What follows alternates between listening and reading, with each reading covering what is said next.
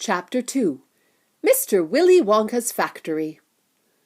In the evenings, after he had finished his supper of watery cabbage soup, Charlie always went into the room of his 4 grandparents to listen to their stories, and then afterwards to say good night.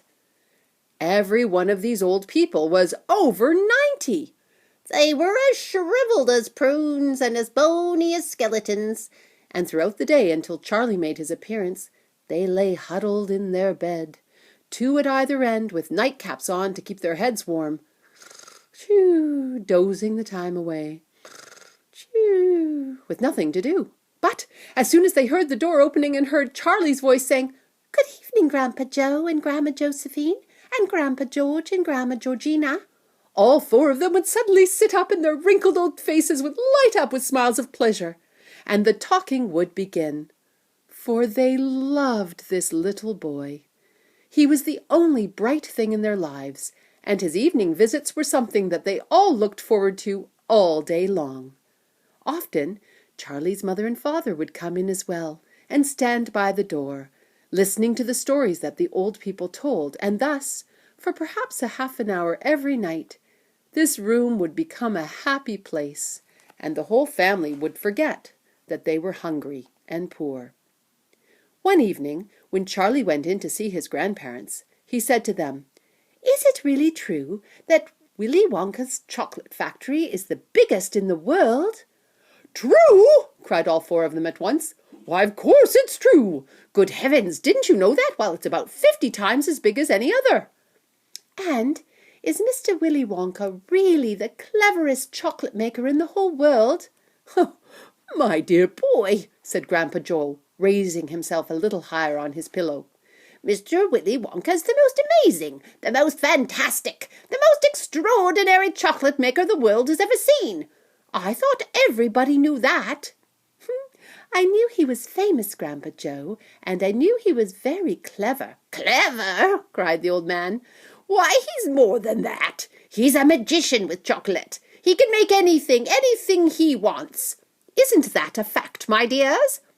"Yes, absolutely true, just as true as could be." The other 3 old people nodded their heads slowly up and down. And Grandpa Joe said, "You mean to say I've never told you about Mr. Willy Wonka and his factory?" "Never," answered little Charlie. "Oh, good heavens above! I don't know what's the matter with me." "Will you tell me now, Grandpa Joe, please?" "Oh, I certainly will. Now sit down beside me on my bed, my dear, and listen carefully." Grandpa Joe was the oldest of the 4 grandparents. He was 96 and a half. That is just about as old as anybody can be. Like all extremely old people, he was delicate and weak, and throughout the day he spoke very little. But in the evenings, when Charlie, his beloved grandson, was in the room, he seemed in some marvellous way to grow quite young again. All his tiredness fell away from him, and he became as eager and excited as a young boy. "Oh, what a man he is, this Mr. Willy Wonka!" cried Grandpa Joe. "Did you know, for example, that he himself has invented more than 200 new kinds of candy bars, each with a different centre, each far sweeter and far creamier and more delicious than anything the other chocolate factories can make?" "Perfectly true," cried Grandma Josephine. "And he sends them to all the 4 corners of the earth. Isn't that so, Grandpa Joe?" "Oh, it is, my dear, it is. And to all the kings and the presidents of the world as well. But it isn't only candy bars that he makes. Oh, dear me, no.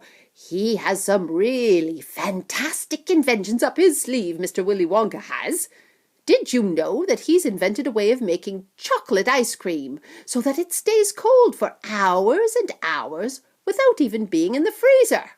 Now, you can leave it lying in the sun all morning on a hot day and it won't go runny."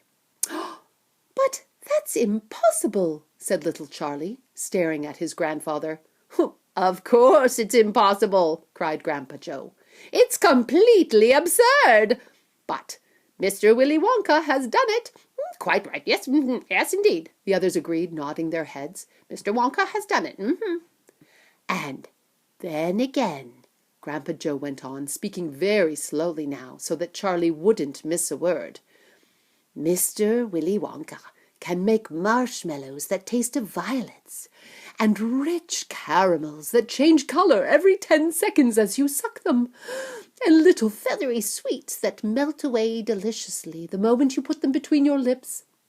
He can make chewing gum that never loses its taste, and candy balloons that you can blow up to enormous sizes before you pop them with a pin and gobble them up. And, by a most secret method, he can make lovely bluebird's eggs with black spots on them.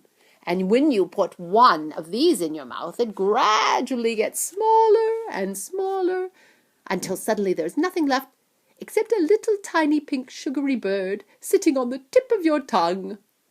Grandpa Joe paused and ran the point of his tongue slowly over his lips.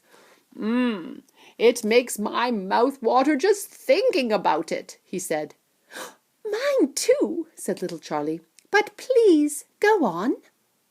While they were talking, Mr. and Mrs. Bucket, Charlie's mother and father, had come quietly into the room, and now both were standing just inside the door listening. Tell Charlie about that crazy Indian prince, said Grandma Josephine. He'd like to hear that. Oh, you mean Prince Pondicherry? Said Grandpa Joe. He began chuckling with laughter.